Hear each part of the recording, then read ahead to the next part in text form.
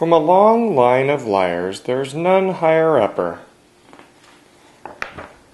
than my fibbing big brother, the Edward Fudwupper. There he is now. I know just what he's doing. He's thinking of who could be next for some fooling. Edward's been cooking up fibs full of fooey.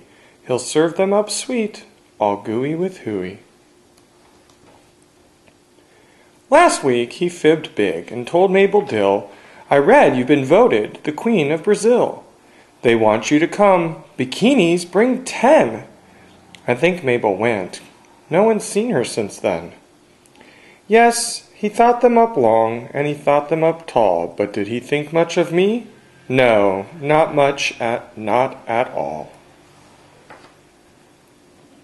Like the time he fibbed big and told Ben and Dinky that I had been born by a poodle named Stinky. That wasn't so nice, but that fib I'd forgive, if only he liked me or noticed I lived. Early this morning he did it again. He whacked a baseball and things smashed in the den. Dad rushed on over and found Mom's cracked pig. Then Edward Fudwupper fibbed way, way too big. It's all truly, clearly, quite simple, you know. The whole thing was done by two pigs from Pluto. They were cruising by Earth, looking down from above, when they spotted Mom's pig and fell deeply in love. So they dropped one pig here. He just couldn't not resist. That passionate porker insisted a kiss. But he leaned in too far, and Mom's pig hit the ground.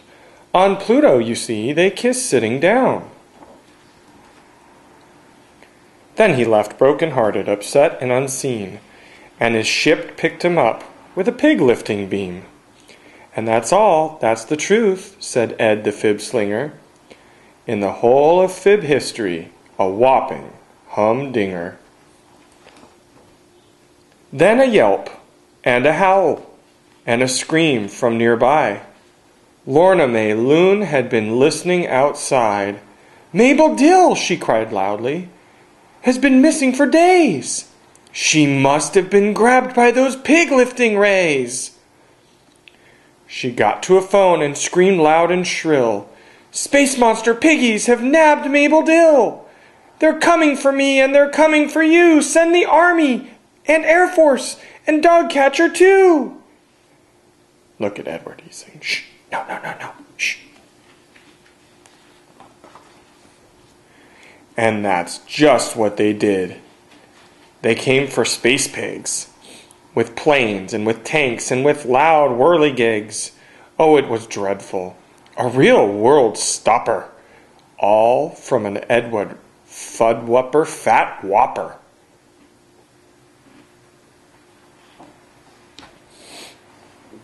They pointed their loudspeaker dishes to space, and those generals roared till red in the face.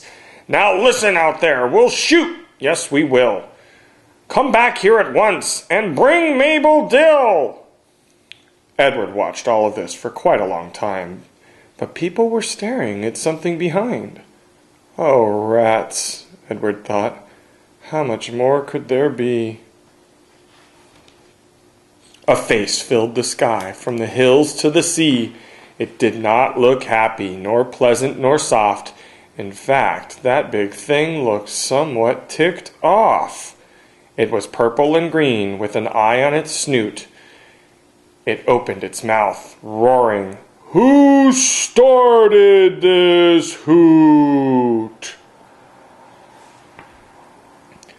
I live quite close by, just 2 galaxies down, and I just cannot sleep with this fuss and this sound. I know nothing of pigs, nor a lost Mabel Dill, so someone's been fibbing with slippery skill.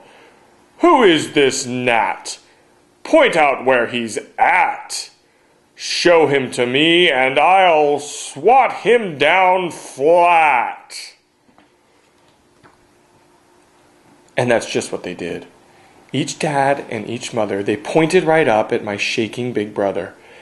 Edward dropped low. He was scared 10 times double.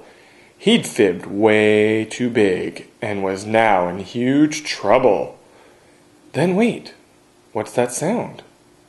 A small voice and fine. Everyone stopped. Who was it? It was mine. Oh, please, I called out. It's my fault, don't you see? I broke that blue pig. Edward's fib was for me. So, dear grumpy thing with 3 eyes in your head, see that it's me you should swat down instead. What could I do? Edward faced a big mess. I told a fat fib, yes, I'd learned from the best. I thought I'd be smooshed, smashed, squashed right on down. But that big face looked in with a smile, not a frown. I think, he said firmly, you both are big fibsters. But out where I live, we're not loved by our sisters. Mine, by the way, I have left all alone.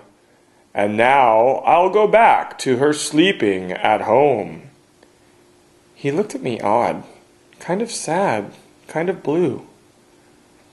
It sure would be nice to have one like you. Then he turned around his ship, and back home he drove her, and I turned to find Edward looking me over. He said not a thing as we walked back to Dad, where there he looked up and confessed, I've been bad. So we taped and we glued and we fixed up Mom's pig and we told Mom the truth that we'd fibbed fat and big. Our folks hugged us both and collected no fines. But we sat in time out to pay for our crimes. Then Ed looked at me with a smile that was new and said, It is nice to have one like you.